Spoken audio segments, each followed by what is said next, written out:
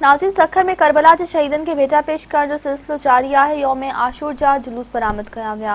वधिक तफ़सील फरीद सूमरो जी इन रिपोर्ट में।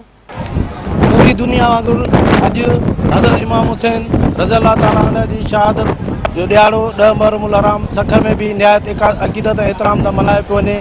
हज़ारे जेको आहे लखे अज़ादार जेको आहे उनजे ख़राज तहसीन पेश करण लाइ अॼु मरकज़ी जलूस में शामिल थी रहिया आहिनि। मुल्क जे कुंड कुड़ चमो ऐं सखर ज़िले जे ऐं सखर डिवीज़न जे नंढनि वॾनि शहरनि में केतिरा ई हज़ारे अज़ादार जेको आहिनि उहे शामिल थी करे हज़रत इमाम हुसैन ऐं शोहदा करबला के ख़राज तहसीन पेश करण लाइ हिते सखर में पहुतल आहिनि। सखर जो मरकज़ी जलूस जेको आहे मरकज़ी इमाम बारगाह मां बरामद थियो आहे, जेको मुख़्तलिफ़ रस्तनि खां थींदो। शिकारपुर रोड, शाही बाज़ार, घंटाघर, मुख़्तलिफ़ पंहिंजे रवायती रस्तनि खां थींदो।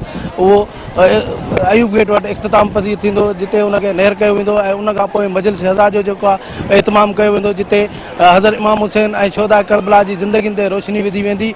सखर में सिक्योरिटी जा फुल प्रूफ इंतज़ाम कया विया आहिनि। सखर में जेको आहे पुलिस सां गॾु रेंजर्स, आर्मी ऐं ॿिया सिविल इदारा जेके आहिनि, सिविल डिफेंस आहे, ईदी रज़ाकार ऐं ॿिया जेके बि क़ौम परस्त तंज़ीमूं ऐं ॿिया जेके रज़ाकार आहिनि उहे कमु करे रहिया आहिनि। सिविल डिफेंस सां गॾु ॿिया सिविल सोसाइटी जा जेके आहिनि उहे अॻुवान उहे बि कमु करे रहिया आहिनि ऐं अज़ादारनि जी ख़िदमत में पेश पिन नंढियूं वॾियूं सभीलूं जेके आहिनि मरकज़ी जलूस में शामिल आहिनि ऐं मरकज़ी जेके जलूस में नंढा वॾा ॿिया मुख़्तलिफ़ इलाइक़नि खां ईंदड़ जेके आहिनि जलूस उहे बि शामिल आहिनि।